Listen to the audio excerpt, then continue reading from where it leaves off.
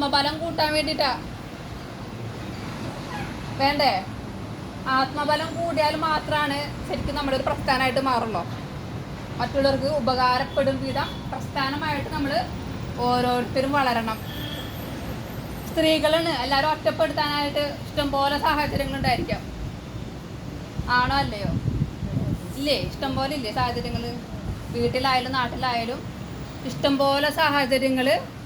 ഒന്നിലധികം, 10-ലധികം, 50-ലധികം, 100-ലധികം നമ്മളെ മുന്നിൽ ഇങ്ങനെ ഇങ്ങനെ നീണ്ടു നിൽക്കും, നിവർന്ന് നിൽക്കും, പത്തി വിടർത്തി നിൽക്കും. എങ്ങനെയെല്ലാം നമ്മളെ തളർത്താമോ ആ സാഹചര്യങ്ങളൊക്കെ ക്രിയേറ്റ് ചെയ്യപ്പെടും. പക്ഷെ അതിലൊന്നും നമ്മൾ ഒലയാൻ പാടില്ല. ഒലഞ്ഞാൽ ആ അവസ്ഥ എന്തായിരിക്കും? വീണടത്തുനിന്ന് എഴുന്നേൽക്കാൻ ഇത്തിരി ബുദ്ധിമുട്ടാണ് അല്ലേ? ആ വീണടത്തുനിന്ന് ചിലപ്പോൾ കൈ ഒടിഞ്ഞിട്ടുണ്ടാവാം, കാല് ഒടിഞ്ഞിട്ടുണ്ടാവാം, പറയാൻ പറ്റേ എന്തൊക്കെ ഒടിഞ്ഞിട്ടുണ്ടായിരിക്കാന്ന്.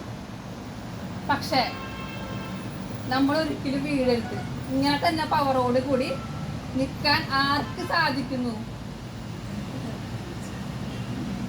ആർക്ക് സാധിക്കും? ചിരിക്കാനല്ല പറയട്ടാ. ആ സാധിക്കുന്നിടത്തുനിന്ന് നമ്മൾ വിജയം ആരംഭിക്കും.